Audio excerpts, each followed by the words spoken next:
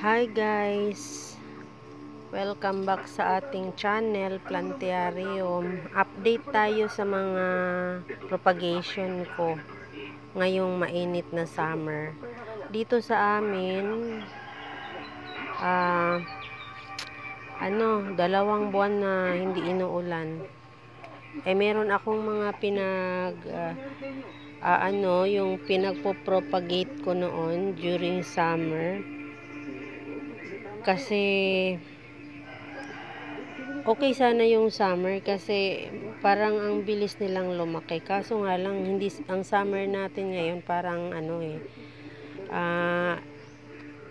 El Nino. Pero buti na lang medyo okay din naman sila. Ito yung mga unang pinagpo-propagate ko. Ito Pink Princess na Marble King. Lumaki naman siya guys. Ayan. Medyo okay na siya. Pero talagang tinransfer ko siya ng pwesto. Yung parang hindi siya naiinitan pero meron lang siyang maliwanag na mga lugar. Ito rin siya. Ang tagal nilang lumaki. Pero alam nyo guys, napansin ko sa Pink Princess, kapag yung malaki na yung stem niya, bumubuelo na siya. Okay na siya, mabilis na ang paglaki niya. Mahirap lang siya palaking kapag maliit pa. So ito din parang din siya. Umalagwa din ang laki Ito. So ang kailangan nila yung maliwanag lang pero hindi yung naiinitan sila ng direkta. Ito lumaki na rin yung dahon. So ko na lang, tiniis ko na lang na kung nalulusaw, basta ang importante hindi na nalulusaw yung stem nila. So nalulusaw ang mga dahon. Ito pa lang reverted ko na bumalik yung color niya guys. Yan yung violet. Yan yan, bumalik yung niya. Dati green yan siya. Pero actually yung mother niyan Pero napansin ko sa mga guys, sa mga variegated, hindi rin nila gusto yung direct sunlight sila. Gusto nila yung parang na lang ng init, ng liwanag. Liwanag lang talaga. Ito din na din ito. Dati revert pero bumalik na siya. So marami akong pinopropagate. Ito tingnan ninyo ito guys. Red cardinal. Ayun, meron pang bago doon. Ayun sana yun. Ayan. Ito So nakakatuwa din. Pero kailangan talaga nilagyan ko talaga ng ganito parang tab nila sa ilalim kasi talagang kahit yung hangin namamatay sila. Ito nagda-dry pala sila. Ito din nakakatuwa. Ang dami niyang anak-anak. Ayan Meron din akong na-propagate dito guys na ito strawberry shake. Sobrang ganda niya rin ng paglabas ng niya. Ayan Meron pa doon 3. Pinabayaan ko na lang. So ito pala ang update ng ko guys. Ng binili ko na ito okay naman. Ayan. Choco marble ba ito? Nakalimutan ko. Naku, parang na rin. Ito akala ko hindi na siya meron din naman siyang variegation. Ayan yan yung variegation niya. So mabilis din pala siya magbigay ng may bago na naman siya doon. Para din siyang yung bilite na variegated. Ito maganda din siya. Ayan maganda. Tapos ang mother pala nito ito siya Pero ito ang mother niya nagbigay ng puro pink kasi Marble King. So ito din parang namatay na din ito dati. Pero nabuhay sila ulit. Nilagay ko lang dito. At saka ito yung ko. Yan. Black cardinal ko na variegated. Okay naman siya. Ayan Meron na naman siyang bagong pinabayaan ko na lang muna dito. Ayan, hirap akong humanap ng tamang lugar nila kasi ay sobrang init guys. Ito reverted din, iniintay ko lang na sana bumalik yung ano niya, yung bumalik yung kulay niya. Ewan ko ano nangyari dito, titingnan ko to mamaya. Nagkasala-salapid na.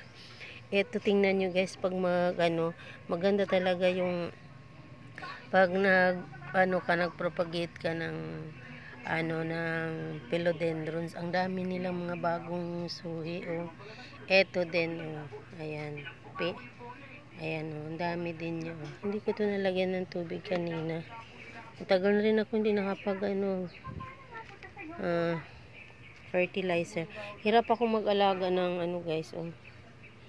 Yung ito, nalulusaw, hindi ko maintindihan kung ano nangyari. Ayan guys, oh, dami nila. Madami din ito. Ayan. So, eto na sila, madami sila. Eto, hirap din ako dito, oh, sa marble na Ayan, oh. White Knight. Ito yung mother, puro pink. Ewan ko kay mother, bakit puro pink ang binibigay niya. Kaya ko nga yan siya sineparate kasi puro pink. Alam niyo naman ng pink nalulusaw. Kaya ito marble White Knight. Ito si Medusa. Dami na niyang So meron akong inaalagaan mga foliage. Maliliit pa silang nakuha ko. Ang hirap pala guys kasi nalulusaw din. Nalulusaw din sila. So ang ginawa ko talagang nilagyan sila ng tubig sa ilalim. Kasi sa sobrang init ng panahon ngayon, kahit hangin talagang nagda-dry sila. Pero alam niyo guys, yung foliage, kapag nakabuelo na sila, mahirap mo nang patayin. Pero pag maliit pa, nako, So, ito yung ko, parang malulusaw na yata. Ito, hindi ko na maintindihan kung anong gagawin ko dito. Ano ba to? Philodendrons din ito eh. Wala na. Hindi ko alam kung anong gagawin ko dito. Nag-yellow, overwatering ba to? O ano, hindi naman. Siguro nainitan. Ilalagay ko siguro yan ulit sa So, sa loob ng siguro.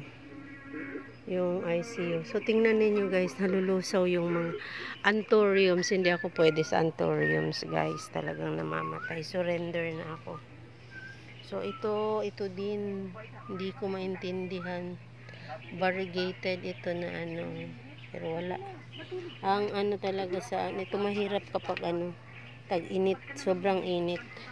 2 buwan na kaming hindi So, ayan o, tingnan ninyo, nalulusaw. Ayan. Pero hindi yan sila naiinitan guys ha. Parang lang, sinag lang ng araw. Pero, ang bilis din nilang malusaw. Pero itong si strawberry shake ko, ayan, may bago na naman siyang ang bait-bait. Magbigay ng dahon. Ayan, inihintay ko na lumaki sila. So, pinabayaan ko lang muna dyan. Pero ito ang dami niyang anak. Sana naman mag-survive siya. So, meron din akong pinopropagate na guys. Yung dahon lang pinagpuputol ko na mga ito, yung ZZ plant pero variegated. Ko lang dahon-dahon. Ang bilis din lumaki. Ayan na oh. Siguro mga 2 buwan lang. Ayan. At saka ang maganda dito sa ZZ plant, kahit maiinitan, hindi siya napapaano. Ayan oh. Hindi problematic ito alagaan. So, ito din, parang pinipili ko ngayon yung mga nabubuhay sa kamay ko. Yung hindi na nabubuhay sa environment namin dito, hindi na muna ako mag-aalaga. Sa ngayon, meron din akong collection ng mga bougainvillea. Ayan. Mga rare yan sila guys. Ayan, pero maliliit pa. Tsaka sa sobrang init din, ibang bougainvillea pang init, pero halos hindi rin makasurvive sa sobrang init. Meron ako dito, nalanta. Hindi na, ewan ko kung makakabawi pa to.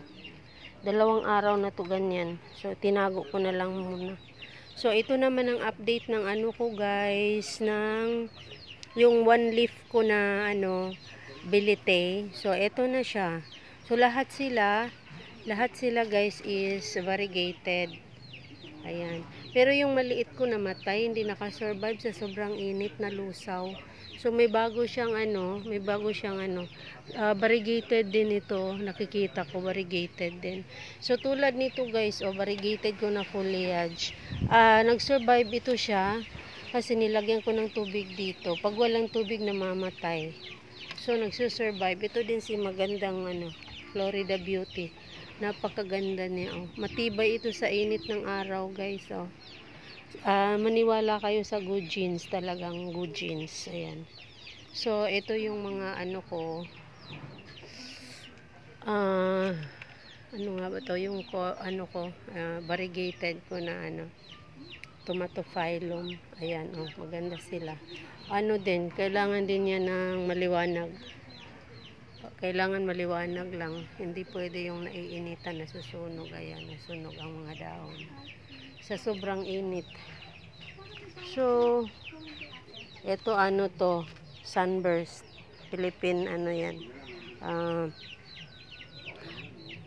From Philippines ito. Sa atin galing ito. Origin natin. Meron ako dito na ayan, nagki-curl siya. Free lang ito sa akin ng yung mga late bloomer daw, pero hindi talaga nagkaroon ng pero ang ganda niya, nagakulot-kulot. So, yan.